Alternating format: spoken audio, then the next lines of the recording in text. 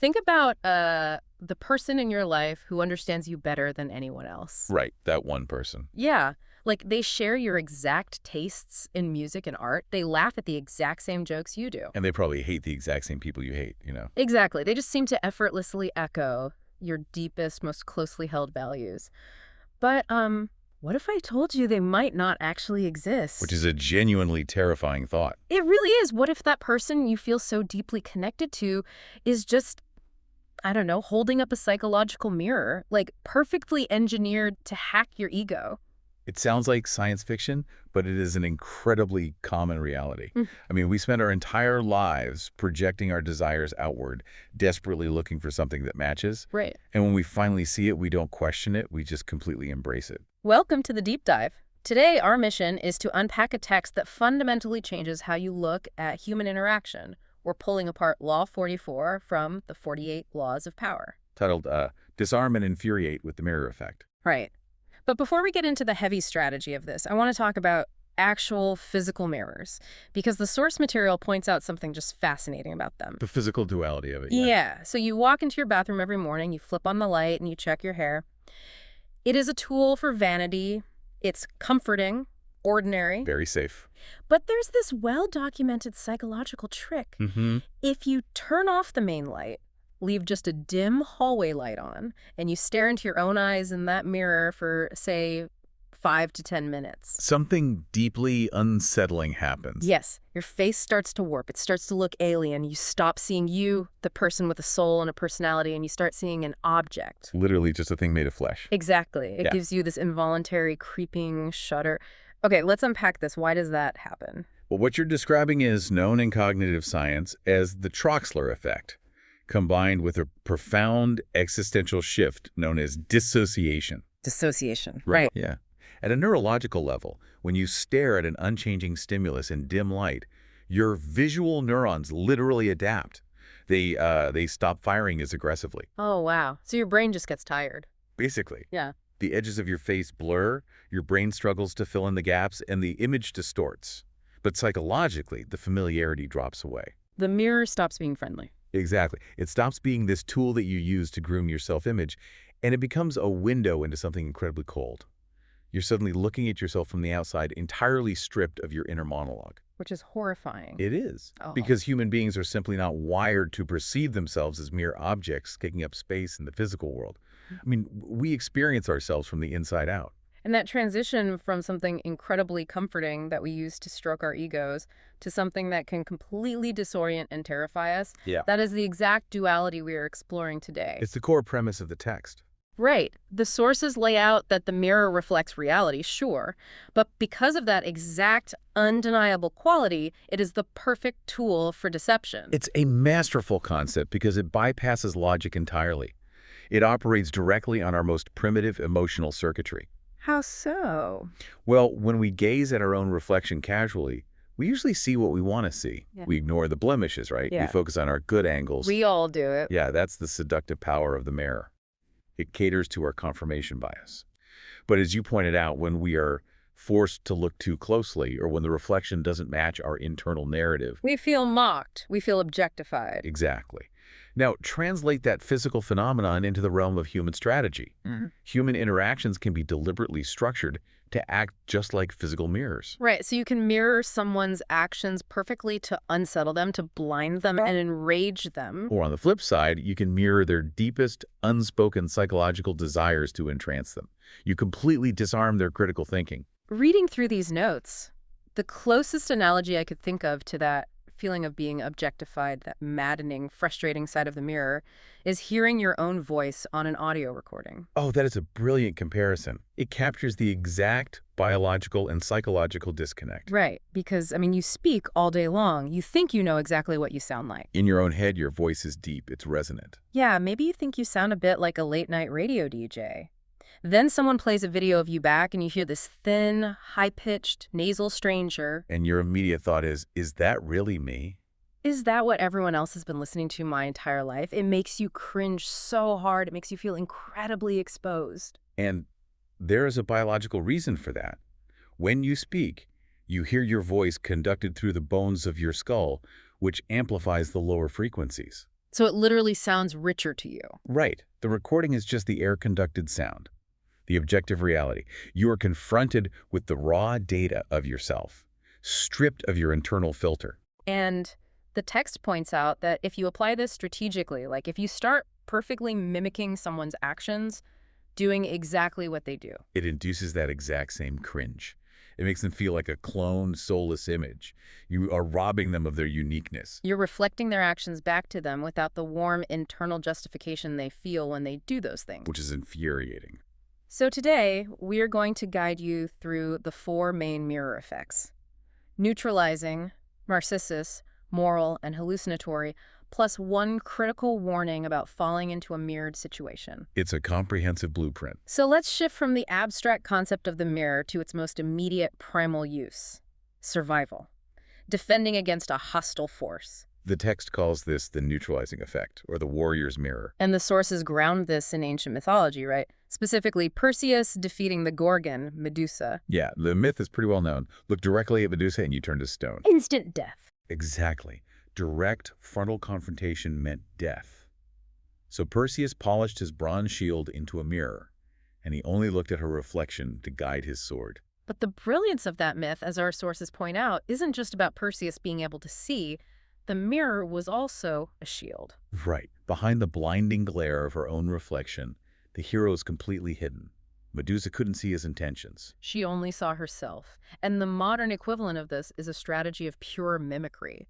Do exactly what your enemies do. Right. If you have an opponent at work, a rival in business, or just a deeply antagonistic person in your life, you have to realize that their entire strategy relies on a baseline assumption. An assumption of how you normally react. Yes. They expect you to push back, or to run away, or to get defensive. They have modeled your behavior in their head. So if you just reflect them, they have nothing to push against. It reminds me of a DDoS attack in cybersecurity. Oh, distributed denial of service. That's a great way to look at it. Yeah, hackers don't always break into a server by cracking a password. Sometimes they just flood the server with millions of its own standard request types. And the system just gets overwhelmed. It gets so overwhelmed processing its own reflected traffic that it just freezes. It shuts down entirely. That is exactly what the neutralizing effect does to the human brain. If you neutralize an antagonist's strategy by playing a game of pure mimicry, you overwhelm their cognitive processing. Because they can't predict you anymore. Right. You are no longer acting as yourself. You are not providing any new data for them to analyze. You are just a blank wall bouncing their own energy back at them. It mocks them, it infuriates them, and it completely hides your true motives. Let's dive into the historical case study the sources use for this, because it's straight out of a spy thriller. The 1815 case, Napoleon and Joseph Fouché. Yes. Let's set the stage, because the context here is wild. Napoleon has just escaped from his exile on the island of Elba. The beginning of the famous 100 Days. Exactly. He marches back into Paris, the troops rally to him, the citizens cheer, and he chases the current king off the throne. He's back in power. But he is walking on incredibly thin ice. Very thin. France is devastated from years of constant war.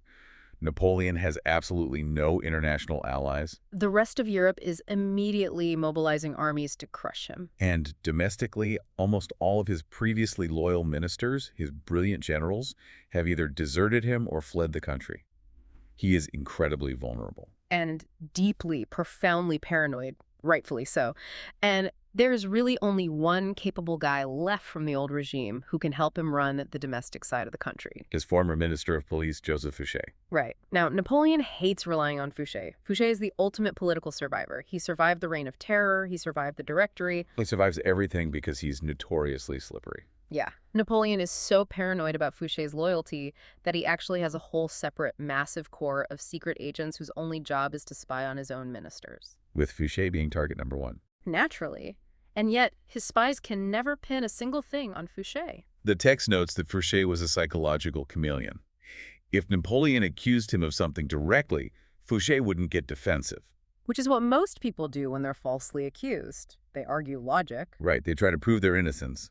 But Fouché would just smile, submit, agree with whatever Napoleon was saying, and change colors to match the emperor's mood in that exact moment. It left Napoleon feeling totally outdone and frustrated. I mean, he had fired or executed almost everyone else over the years, but he could never quite catch Fouché. But now, in 1815, Napoleon is desperate for competent administrators, so he is forced to reappoint him. Which brings us to the climax of this incredible game of cat and mouse. Napoleon's secret police come to him with a massive breakthrough. The intercepted courier. Yes. They say, "Sire, we have intel that Fouché is secretly communicating with foreign ministers, specifically Prince Metternich in Austria." And Napoleon is terrified. If his minister of police is selling him out to the Austrians, his empire is over before it even restarts. But Napoleon knows he can't just call Fouché into his office and confront him directly. No, Fouché would just smile, act shocked, and slither out of it. Right. Napoleon needs hard, undeniable physical proof. And he thinks he finally gets it. His private police capture a courier, a man from Vienna, who secretly arrived in Paris. Napoleon has the man brought to him and threatens to have him executed on the spot unless he talks, and the courier breaks. He confesses that he delivered a letter to Fouché directly from Metternich. Written in invisible ink, and the courier reveals that it arranged for a secret, high-level meeting of special agents in Basel, Switzerland, to coordinate Napoleon's downfall. So Napoleon is thinking, checkmate, I finally have him. He immediately dispatches one of his own top double agents to infiltrate this secret meeting in Basel. The plan is airtight. Go to Switzerland, catch Fouché's men red-handed, bring back the proof of treason, and finally hang Joseph Fouché. It's a perfect trap. So Napoleon waits in Paris for days. He is pacing the floors, totally impatient, anticipating the moment he gets to spring the trap. Finally, his double agent returns from Basel. But the report the agent gives makes absolutely no sense. The agent reports, "Sire, I infiltrated the meeting. But there was no conspiracy against you. In fact, all the other foreign agents there seemed to suspect that Fouché was double-crossing them and working loyally for you." Napoleon is completely bewildered. His brain cannot process this data. He just refuses to believe it. And then the very next morning, the finishing blow lands. Fouché casually strolls into Napoleon's office. Just to discuss routine police matters. And just as he's leaving, he turns around and says, "Oh, by the way, sire, I completely forgot to mention. I received a strange letter from Metternich a few days ago." Just casually dropping that bomb. Yeah. He says, "My mind has just been so full of important state matters that it slipped my memory. Plus, the messenger forgot to give me the chemical powder needed to reveal the invisible ink, so I couldn't even read it. But anyway, here's the letter." And Napoleon just loses his mind. He explodes. He calls Fouché a traitor. He screams that he ought to have him hanged right there in the office. But he can't, because Fouché technically just handed over the evidence. He technically complied. Fouché just looks at the emperor with this wide-eyed, innocent amazement. While inwardly, he is just laughing at him. It is a masterclass in the neutralizing effect. Let's break down exactly why this worked. Fouché knew Napoleon's game inside and out. He knew Napoleon was deeply paranoid and constantly used spies. So how did Fouché survive? He didn't try to hide from the spies. No, he mirrored the apparatus. He had his own spies actively spying on Napoleon's spies. He knew about the courier. He knew Napoleon captured him. He knew about the invisible ink. He completely neutralized the threat by staying one step ahead in the exact same game. And regarding the meeting in Basel, he took the mirror to a whole new level. He did. Because Fouché's spies told him that Napoleon was sending a double agent to Switzerland, Fouché orchestrated the entire meeting in Basel to look as though he, Fouché, was the loyal double agent working on Napoleon's behalf. He threw the reflection right back into Napoleon's face. The psychological toll this takes on Napoleon is the most fascinating part to me. It's exhausting for him. Exactly.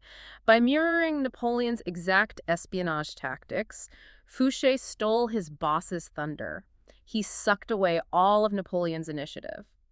Think about the cognitive load here. Napoleon is expending massive amounts of mental energy trying to lay these intricate traps. He's stressed, he's pacing, he's plotting. While Fouché is conserving all of his energy by simply echoing the moves. The mirror shielded Fouché's true motives. It made arguably the greatest military strategist in history feel completely helpless. Because you cannot outmaneuver someone who is just perfectly reflecting your own maneuvers back at you. It's like trying to punch your own reflection in a mirror. You just end up ripping your hand. There is a quote in the source material from the legendary 17th century Japanese swordsman Miyamoto Musashi that perfectly captures the physical, kinetic version of this. Oh, about soaking in. Yeah. Musashi writes about what to do when you're in a close-quarters sword fight, mutually entangled with your enemy, and you feel like you can't advance. Instinct tells you to step back to create distance so you can swing your weapon. Which is what anyone would naturally do. Right. But Musashi says no. If you draw apart, you lose the initiative. Instead, he says you must soak in and become one with the enemy. Soaking in. Such a counterintuitive concept. You are in a life or death struggle, and instead of pulling away to get perspective, you press yourself closer. Yeah. You mirror their physical space. Because if you draw apart, you give the enemy room to execute their own strategy. Exactly. If you soak in and mirror their physical movements, if they step left, you step left. If they breathe in, you neutralize their advantage. They cannot strike you if you are occupying the exact same rhythm and space. And the text takes that kinetic idea of soaking in and applies it to a broader strategic concept it calls the shadow. Essentially, the reverse application of the neutralizing effect. Right. Instead of throwing a blinding reflection in someone's face to frustrate them, you become their shadow. You follow their every move without them ever seeing you. You mirror their habits, their routines, their daily schedules. The text notes this is the ultimate tool for detectives, investigators, and spies. Because by physically shadowing the movements of others, you gain incredible visceral insights into how they think. It works because human action almost always precedes conscious thought in our daily routines. We are creatures of habit. Yeah, if you understand the physical rhythm of someone's life, by mirroring it as a shadow, where they go when they are stressed, who they talk to when they are celebrating, you can anticipate their next move with frightening accuracy. You gather the intel quietly, soaking it in. So later, when you do need to confront them or negotiate with them, you can thwart their strategy effortlessly. You already know what they're going to do before their conscious brain has even finalized the decision. It is brilliant. But let's be honest, it is a very defensive posture. Neutralizing, shadowing, blinding, these are tactics for thwarting enemies, surviving paranoid emperors, and surviving sword fights. Right. It's all about defense. But our deep dive takes a major narrative transition here. Because what happens when your goal isn't to defeat someone? What if your goal is to win them over completely? Deflection and mimicry won't work there. No. You don't mirror their espionage tactics. You mirror their soul. Yes. We move from the warrior's mirror to the seducer's mirror. The text refers to this as the Narcissus effect. Based on the myth of Narcissus. Right. The Greek myth of the impossibly beautiful youth who gazed into a forest pond, saw his own reflection, and fell madly, obsessively in love with it. But he didn't realize it was himself. Exactly. And because he couldn't actually consummate the love with a reflection, he stayed by the pond, staring until he withered away and died. It's a tragic story on the surface, but the text extracts a piercing, almost uncomfortable psychological truth from it. It argues that every single one of us, no matter how humble we pretend to be, is profoundly in love with ourselves. We are. But it is an unsatisfied love. It is an unfulfilled love because it lacks an outside object. What do you mean by that? Well, we have this rich, complex internal monologue. We feel our own struggles deeply. We believe our tastes in art, politics, and culture are the correct ones. But we look out into the world, and we want the world to validate how special, how unique, and how righteous we feel internally. And the harsh reality is people rarely do that. I mean, the text points out how annoying it is when you are trying to have a conversation and people just bombard you with their experiences, their tastes, their opinions. Oh, constantly. You tell a story about a hard day at work and immediately the other person says, "Oh, I know exactly how you feel. Let me tell you about my hard day." Yeah. Nobody ever makes the effort to truly see the world through your eyes. Which creates a massive, gaping strategic opportunity. If you can bridge that gap for someone, if you can fathom their inmost values, their secret desires, the things they secretly think make them a genius, and you reflect those exact things back to them, the effect is intoxicating. You are essentially giving them the experience that Narcissus had at the pond, but you are the water. Yes, you are manufacturing a reflection of their psyche, which makes them feel so profoundly understood that they drop every single one of their defenses. They might even feel a deep, intense tinge of love for you. Which is entirely manufactured by your mirror.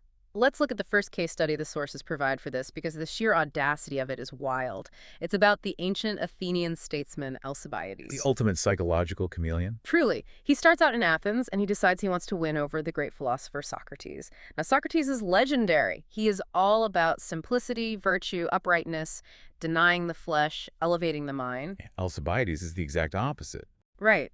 In reality, he's a wealthy aristocrat who loves luxury, drinking, partying, and seducing people. But whenever he's in the presence of Socrates, he completely mirrors the philosopher. He eats the simplest food. He takes long, austere, philosophical walks. He wears simple clothes, and he talks only of higher virtue. And Socrates, who was arguably one of the most famously perceptive minds in human history, was not completely blind. He knew Alcibiades had this wild, luxurious other life. He knew about the parties. But that is where we see the terrifying power of the Narcissus effect. Knowing the truth didn't save Socrates. Wow. Socrates fell for a psychological logic that deeply, profoundly flattered his own ego. Socrates looked at the situation and thought, wow, this beautiful, wealthy young man is wild everywhere else, but only in my presence does he submit to a virtuous philosophical life. My influence over him must be truly godlike. Exactly. It stroked Socrates' ego so much that he became Alcibiades' biggest supporter. He even risked his own life in battle to save Alcibiades. The philosopher of truth was conquered by a mirror. And Alcibiades used this macro mirroring everywhere he went. When he was making speeches to the Athenian assembly to convince them to invade Sicily, he didn't just stand up and give his own tactical opinions. He mirrored the audience. Yeah, he mirrored the young men's thirst for adventure and new conquests, and in the exact same speech, he mirrored the older men's nostalgia for the glory days of the Persian Wars. He reflected the entire city's desires back to them, and they were so entranced they made him commander of the expedition. But then it gets crazy. Yes, because of political backstabbing, he gets accused of a crime, so he deserts his own army and defects to Athens' bitter, mortal enemies, the Spartans. Now, okay, wait. I have to offer some pushback here because when I read this part of the text, my skeptical alarm bells went off. How so? The Spartans were famously paranoid. They were a hyper-militaristic, xenophobic society. They had secret police. They know this guy is a wealthy, luxury-loving Athenian politician. They expect him to be soft and treacherous. Right, they know his reputation. So Alcibiades arrives in Sparta, and suddenly he refuses to cut his hair. He takes freezing cold baths in the river. He eats their famous, terrible-tasting black broth without complaining. He wears coarse, scratchy clothes. He completely mirrors the hardcore Spartan lifestyle. Okay. My question is, isn't this just obvious two-faced sycophancy? Wouldn't the Spartans, all people, know he was faking it? How does he get away with entirely changing his personality and not scream spy to everyone around him? What's fascinating here is that the answer lies in what psychologists call the narcissistic shell. We all live inside one, but cultures have them too. A cultural narcissistic shell. Yes. The Spartans' entire society was built on the ideological premise that their austere way of life was vastly superior to the decadent rest of the world. It was their core identity. Okay, I see where this is going. Right. When you try to impose your own personality onto someone, their shell hardens, a wall goes up. If Alcibiades had tried to show them the benefits of Athenian luxury, they would have killed him. But when you mirror someone, you aren't challenging their shell, you are slipping inside it. So it doesn't look fake to them. Exactly. To answer your question about why it doesn't look fake, human ego and confirmation bias act as incredibly powerful blinding agents. When someone reflects our exact, deeply held ideals, our cognitive ease skyrockets. It feels right. Our ego is far too flattered to notice the deception. The Spartans were so incredibly proud of their lifestyle that they desperately wanted to believe that this brilliant Athenian had finally recognized their superiority. The dopamine hit of having their worldview validated by a famous rival completely overrode their security protocols. They thought, he isn't just born a Spartan. He chose to be a Spartan because he recognizes our greatness. And they gave him immense power. The desire to be validated literally overrides critical thinking. We want to believe the mirror is real because if the mirror is real, then we are as great as we think we are. Precisely. And Alcibiades proved this again when he wore out his welcome in Sparta. He seduced the Spartan king's wife, which tends to ruin alliances. Yeah, that'll do it. So he had to flee to Persia. And what does he do in Persia? He instantly drops the cold baths and the black broth.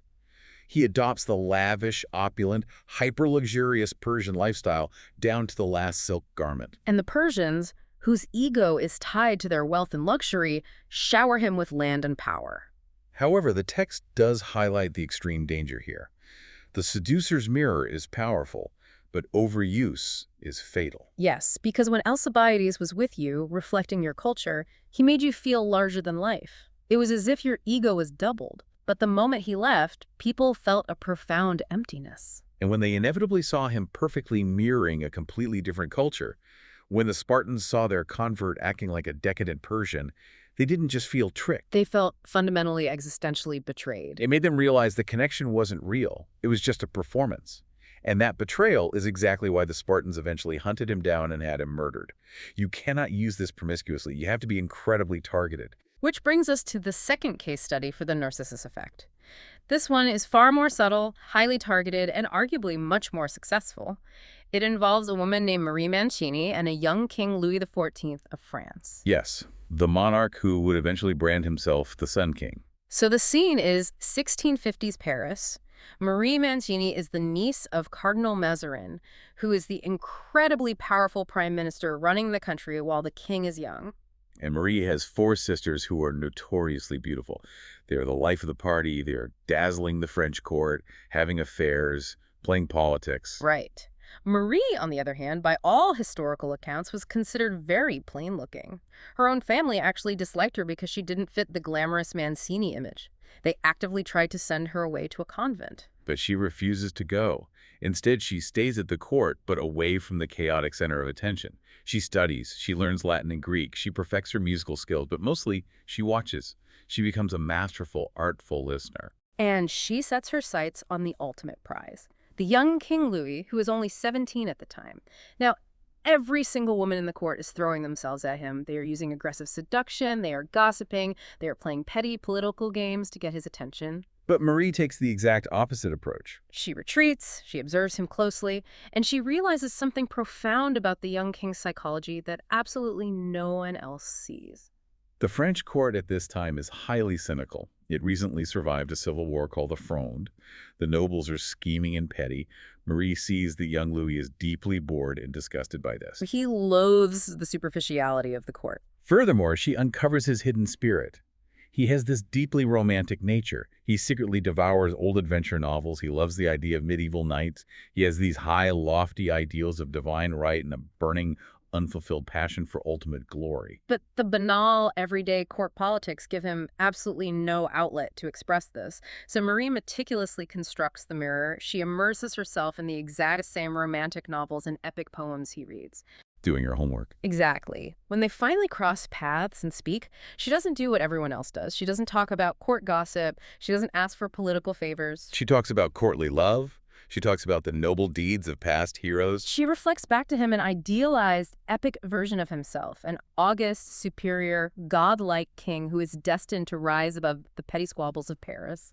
She essentially feeds him the psychological image of the Sun King before he ever claimed that title for himself. And the effect on the 17-year-old king was absolute intoxication.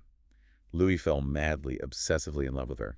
Surrounded by a pack of self-interested, scheming courtiers who only wanted his money or influence, Marie's mirror made him feel like she existed for him alone. She focused on him with this devotional intensity, reflecting his highest, most secret aspirations. He was so completely disarmed that he promised to marry her and make her Queen of France, which completely horrified the entire political establishment. Now, politically, her uncle the cardinal steps in and forces Louis to break it off. He forces the king to marry a Spanish princess for diplomatic reasons, but the text notes a profound detail. What was that? At the end of his long, legendary life, Louis XIV admitted he never loved anyone as much as he loved Marie Mancini, and he acknowledged that she was the one who fashioned his radiant self-image. It is the perfect execution of the seducer's mirror. Yeah. It proves that deep attention to someone's psychology, figuring out their unstated ideal self, and reflecting it back to them is vastly more charming and powerful than any physical beauty or aggressive pursuit. She found out what set him apart in his own mind, and she held up a mirror to reflect it. And what's great is that the sources give us instructions on how to apply this on a micro level in our everyday lives. You don't have to be seducing a monarch. A courtier's mirror. Yes. There's a fascinating quote from the writer Edgar Allan Poe included in the text. Poe writes that when he wants to know how wise, stupid, good, or wicked someone is, or what they are currently thinking, he fashions his own facial expression to perfectly match theirs and then waits to see what thoughts or feelings arise in his own mind to match that expression. That is profound emotional intelligence. It's mirroring at a physiological level. And modern neuroscience actually backs Poe up completely. Really? How so? We now know about mirror neurons in the brain. We know that physically mimicking a smile or a frown can actually trigger the corresponding neurochemicals, the dopamine or cortisol in your own brain. Wow, so you literally feel what they feel. By actively mirroring someone's physical state, Poe was using his own body as an instrument to gain empathetic insight into others. And you combine that physical mirroring with wordless communication, which is where it gets really potent.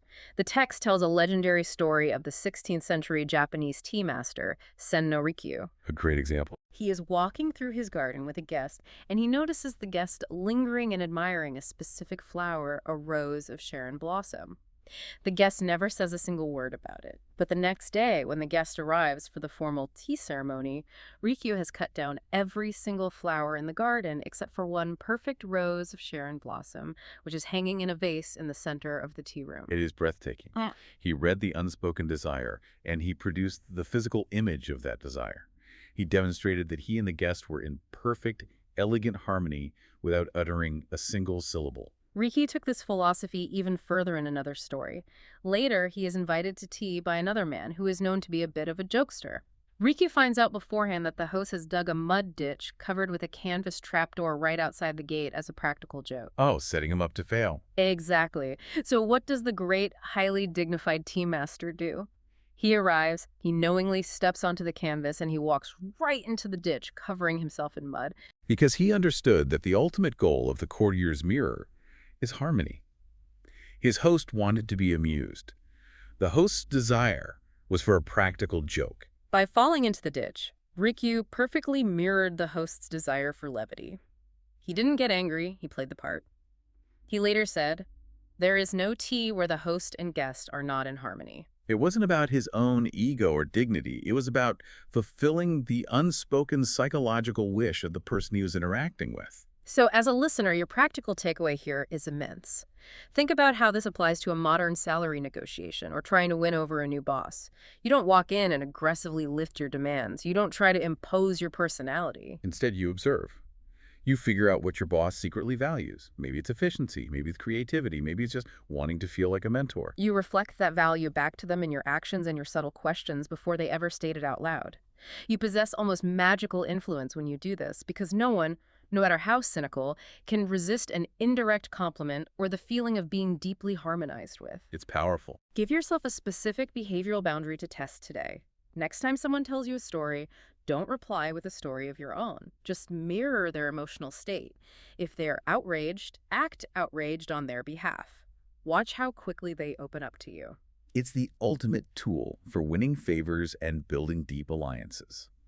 Lowering the narcissistic shell is the key to all persuasion. But let's shift gears, because mirroring actions for survival works and seducing the ego works beautifully when you want to win someone over. But what if you are dealing with someone who is just actively obnoxious? Right, someone who is behaving terribly, treating you poorly, crossing your boundaries. And words simply are not working to change their behavior. You can't just reflect their greatness because they aren't showing any. In that scenario, deflection and seduction are useless. You have to become a teacher. Exactly. This brings us to the third application, the moral effect. And the fundamental premise of this section relies on a brilliant, cynical quote from the 17th century philosopher Balthazar Gracian. Oh, I love this quote. The truth is generally seen, rarely heard. We all know this from painful personal experience. When someone wrongs you, a partner, a friend, a coworker, your first instinct is always to argue with them. You sit them down, you complain, you whine, you try to logically explain why their behavior is bad and how it hurt you. And what happens 99% of the time? A massive wall goes up, they get defensive, they justify their actions, they might even attack you back. Psychologically, it's called an amygdala hijack. When you verbally attack someone's moral failings, their brain's threat center lights up. They aren't processing your logic, they are defending their ego's territory. Verbal argument almost always accomplishes the exact opposite of what you intend. People are locked in their own experiences. They simply cannot hear your pain through the thick walls of their own ego. So the moral effect says, stop arguing, stop whining, stop trying to use logic. Give them a taste of their own medicine. You mirror what they have done to you, so they are forced to actually see the ugliness of their own actions. You take their flaw and you objectify it right in front of them. The source material illustrates this beautifully with a couple of classic fables. They're simple, but they perfectly capture the dynamic. The merchant and his friend, for one. Yes. A merchant has to go on a long journey, so he leaves his wealth, a massive pile of heavy iron bars, in the care of a trusted friend. When he returns months later, his business has failed, he is broke, and he needs his iron to survive. But the friend says, oh, a terrible tragedy. I locked the iron in a room, but a rat got in and ate every single bar. Which is just an outrageously insulting lie. The friend obviously sold the iron to pay his own debts and thinks the merchant is stupid enough to believe this ridiculous story. Right. But the merchant doesn't argue. He doesn't scream liar. He doesn't take him to court. He feigns complete ignorance. He says, oh, what a misfortune. I know rats love iron. I've suffered from them before. I believe you. The friend is relieved, thinking he got away with it.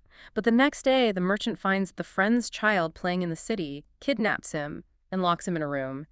He then goes to the friend, who is weeping and screaming that his child is missing. And the merchant puts on a sad face and says, oh, I'm so sorry. Yesterday I saw an owl flying in the air carrying a child in its claws. I think it was yours. And the friend loses it. He screams, you absurd fool! An owl weighs maybe 3 pounds. It can't carry a 50-pound boy. That is biologically impossible. And then the merchant springs the trap. He looks at him coldly and says, why is that so hard to believe? In a town where one single rat can eat 100 tons of solid iron, why is it a wonder that an owl can carry a 50-pound boy? And instantly, the friend realizes he's been caught in a mirrored logic trap. The absurdity of the owl perfectly mirrored the absurdity of the rat. The friend is so humiliated and outmaneuvered that he apologizes, pays back the iron, and gets his son back. It's the exact same dynamic in the fable of the fox and the stork, which the text also includes. Oh, right. The cruel fox invites the stork to dinner, but serves thin, watery soup on a completely flat, shallow plate. The fox laps it up easily. The stork, with its long beak, gets nothing and goes hungry. So the stork invites the fox over the next week and serves delicious, savory minced meat, but serves it inside a tall, narrow-mouthed urn. The stork eats beautifully with its long beak, and the fox's wide snout gets stuck. He goes home hungry and humiliated. The moral mirror requires absolutely no argument. It speaks for itself. And we see this psychological dynamic played out on a massive, terrifying geopolitical scale with the case study of Ivan the Terrible in 16th century Russia. This story is incredible. So Ivan IV becomes an orphan at just 8 years old, and he is theoretically the future Tsar of Russia. But because he's a child, the noble class, the boyars, take over, and they ruthlessly terrorize the country. And they are relentlessly cruel to young Ivan. To mock his lack of power, they would dress him in the royal crown, put him on the massive throne, and because he was small and his feet dangled off the edge, they would laugh, grab him, and toss him around the room to make him feel entirely helpless and insignificant. It was a deeply traumatic humiliation that shaped his entire worldview. Now, Ivan eventually takes power at age 13.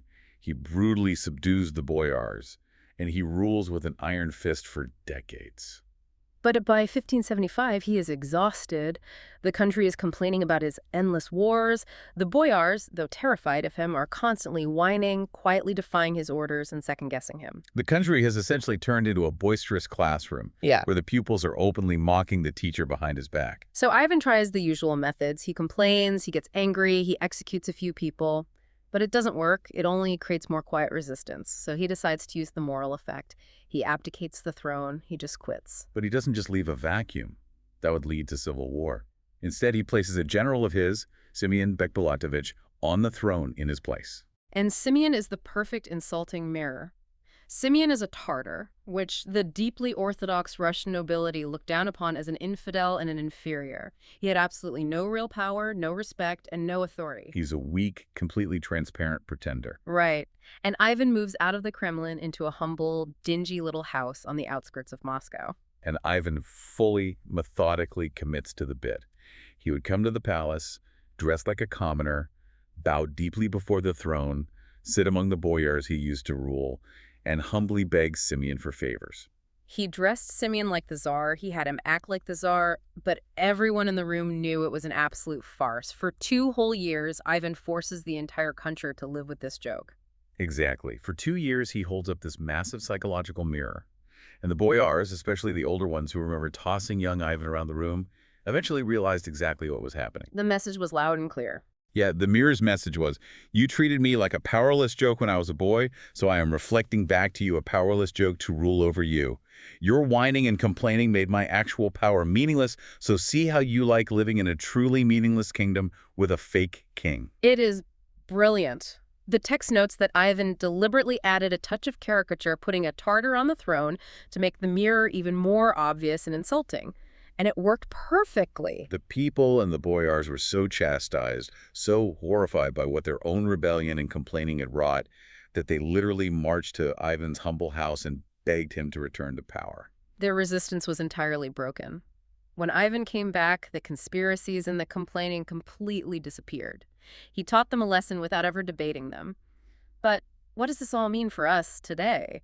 We aren't Russian czars trying to crush unruly nobility. And we can't just install fake bosses at work to teach a lesson. Right. So how do we use the moral effect? The text gives us a masterclass in modern everyday application through the work of Dr. Milton H. Erickson, who was a pioneer in strategic psychotherapy in the 20th century. He deeply understood that direct confrontation arguing about facts or morals fails miserably, especially in intimate relationships or deeply ingrained mental health issues. The text details how Dr. Erickson handled couples therapy, and it blew my mind. Oh, the dinner analogy. Yes, couples would come into his office complaining about sexual intimacy issues. Traditionally, a therapist would have them sit down, face each other, and talk directly about their sex life. Who likes what, what's going wrong. But Erickson found that this direct approach usually just heightened their resistance. They would get defensive, they would argue, the walls would go up. It's the same amygdala hijack we talked about earlier. So Erickson would pivot. He would ask them about entirely banal, everyday topics. In one famous case, he got a husband and wife talking about their dinner habits. The wife explained she loved a leisurely meal. She wanted a drink beforehand, some appetizers, slow conversation, and a small main course. The husband, however, was incredibly frustrated by this. He wanted to get dinner over with quickly and dig right into a massive main course. And as they are arguing about dinner in the therapist's office, they suddenly start to catch glimpses of the analogy. They realize, wait a minute, we aren't just talking about dinner, are we? We are talking about the bedroom. But the absolute genius of Dr. Erickson is that the moment he saw they made that connection in their heads, he would immediately change the subject. He wouldn't let them argue about the underlying issue. He refused to let it become a verbal fight. He avoided the direct confrontation entirely. Instead, at the end of the session, he gave them a prescription. He told them to arrange a specific dinner for later that week. The rule was the wife would get her slow, romantic, multi-course build-up, and the husband would eventually get the large main course he desired. They had to accommodate both styles at the dinner table. And they did. Without fully realizing they were acting under therapeutic guidance, they walked into a physical behavioral mirror of their sexual problem. And by successfully navigating the dinner, by solving the mirrored situation in a low-stakes environment, they went home and naturally solved the problem in bed. The resistance was bypassed completely. It's the profound power of metaphor. A metaphor is a mirror to reality, but it's a safer mirror. You can manipulate the mirror without triggering the defense mechanisms that guard the actual reality. Erickson used this symbolic mirroring even with severe psychiatric conditions. The text mentions a schizophrenic patient who believed he was Jesus Christ. He wandered the hospital draped in sheets, preaching parables to the staff. Drugs didn't work. Talk therapy didn't work. Direct confrontation, looking him in the eye and telling him, "You are not Jesus. You are a patient in a hospital," would just cause him to double down on his delusion, because his ego had to defend its reality. So Erickson didn't try to shatter the mirror of the patient's delusion. He stepped inside it. He walked right up to the patient and said, "I understand you have experience as a carpenter." And since the patient firmly believed he was Jesus, he had to look at Erickson and say, "Yes, I am a carpenter." So Erickson puts him to work. He has him building bookcases and doing woodwork for the hospital. He lets him keep wearing the sheets. He operates entirely within the logical rules of the patient's hallucinatory mirror. And over weeks of doing hard, physical, tactile labor with wood and tools, the patient's mind slowly grounded itself in physical reality. The Jesus fantasies faded into the background, and he was able to function normally again. Erickson guided him out of the Hall of Mirrors by entering it first. That is the ultimate lesson of the moral effect. Never try to push people into reality by violently shattering their mirrors. Enter their world, reflect their behavior back at them through analogy or action, and gently guide them to the truth. Let the mirror do the teaching. That is incredible. Okay, so up to this point, we have talked about mirroring behavior to neutralize an enemy. We've talked about mirroring the soul to seduce someone. And we just talked about mirroring bad behavior or delusions to teach a lesson. But the text moves to a fourth, much darker application. Yes. What happens when you use a mirror to create a literal physical illusion? The hallucinatory effect, the deceiver's mirror. This Right. is where we move into the realm of the con artist and the grand deception. The core concept here relies on a fundamental biological truth about human cognition, right? Humans have an intense, deeply wired need to believe what they see. Right, because the cognitive load of doubting everything would destroy us.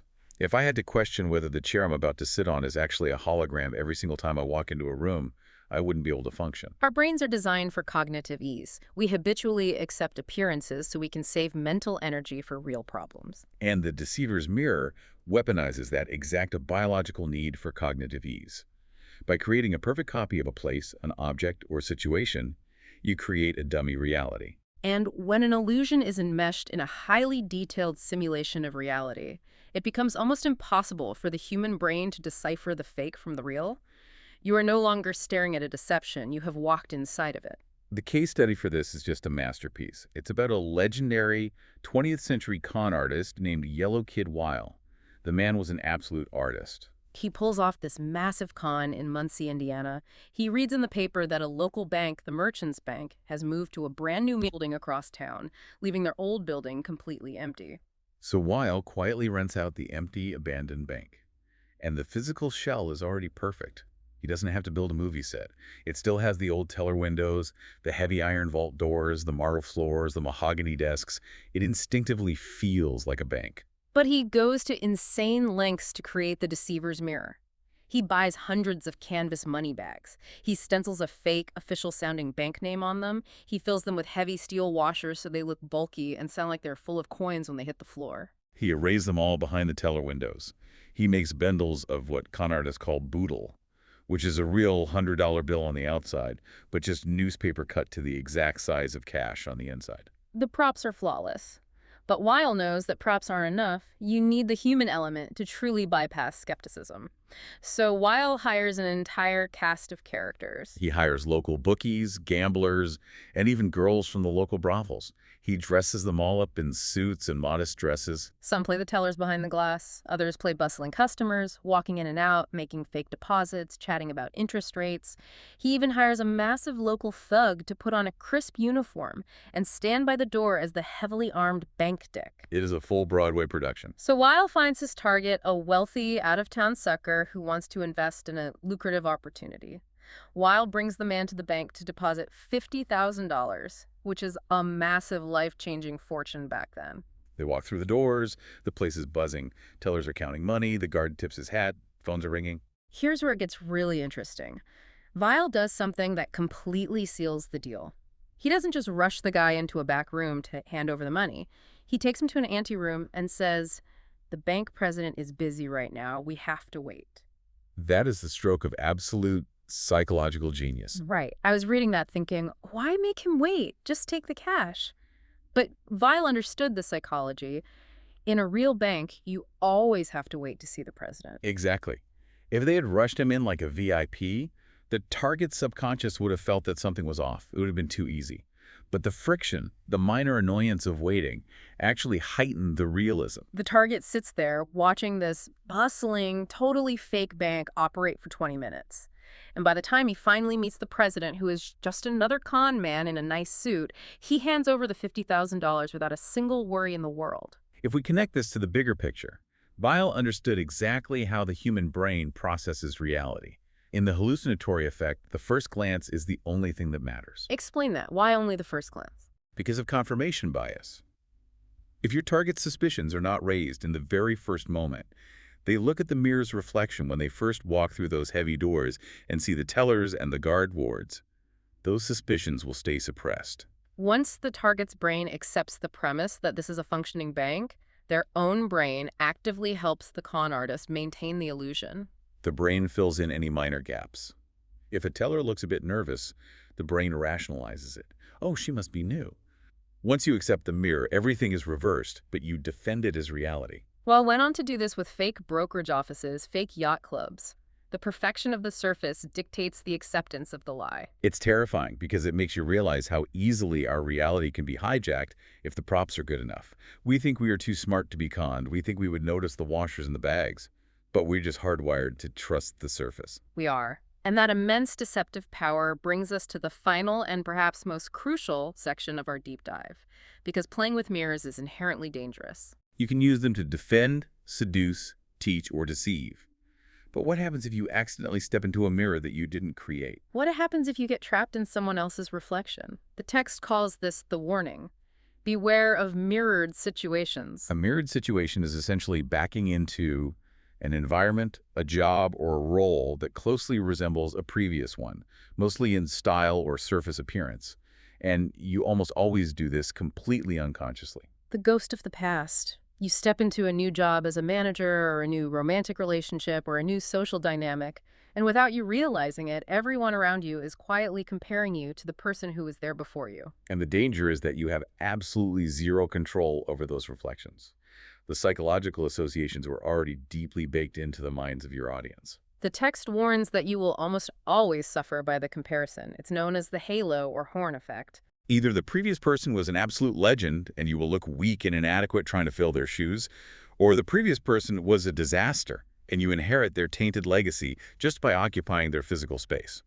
The case study for this is both tragic and a little bit comical. It involves the great composer Richard Wagner.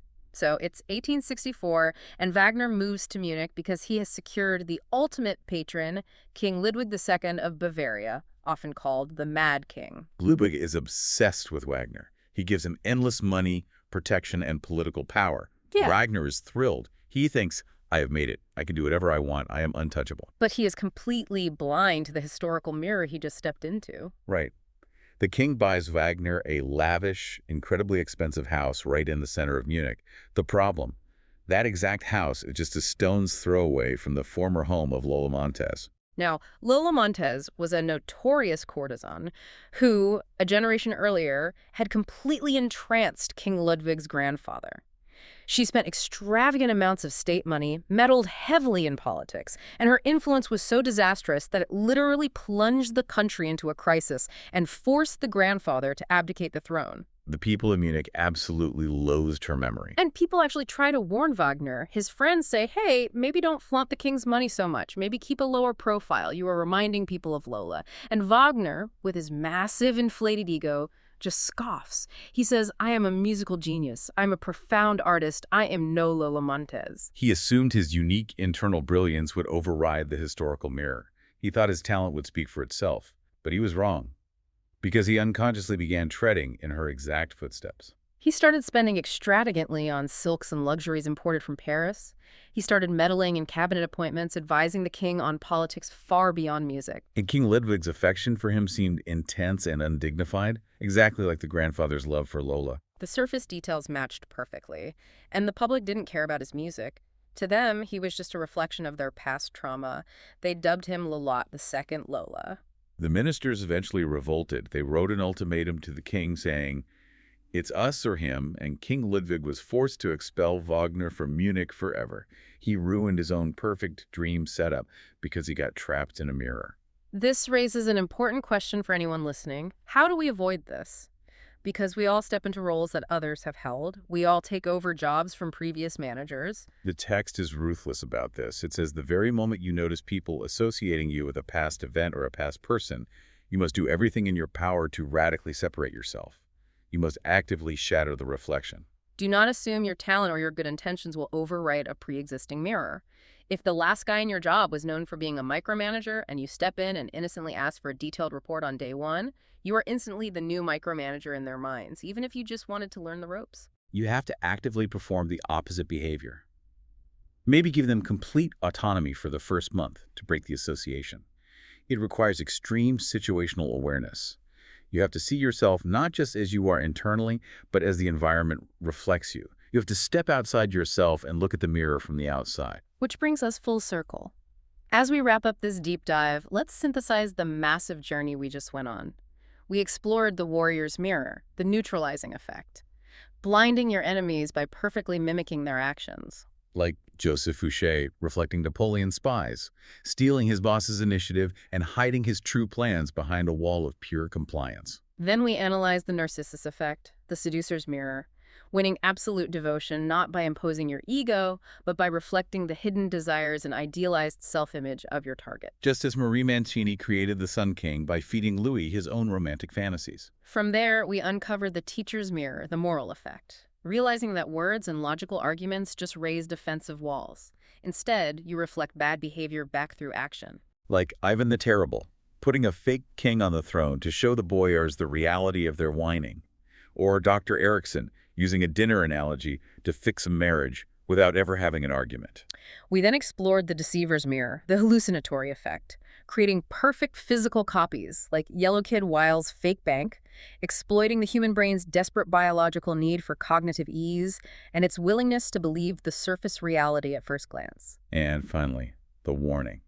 The immense danger of falling into a mirrored situation, inheriting the ghosts of the past like Richard Wagner, and the absolute necessity of actively shattering those reflections before they consume your reputation. The overarching theme of Law 44 is profound. Direct force, loud arguments, and pushing your own ego into the world almost always fail. They create friction. They create resistance. The ultimate form of influence, whether your goal is survival, seduction, teaching, or deception, lies in lowering that resistance through strategic reflection. It's about becoming the water, not the rock.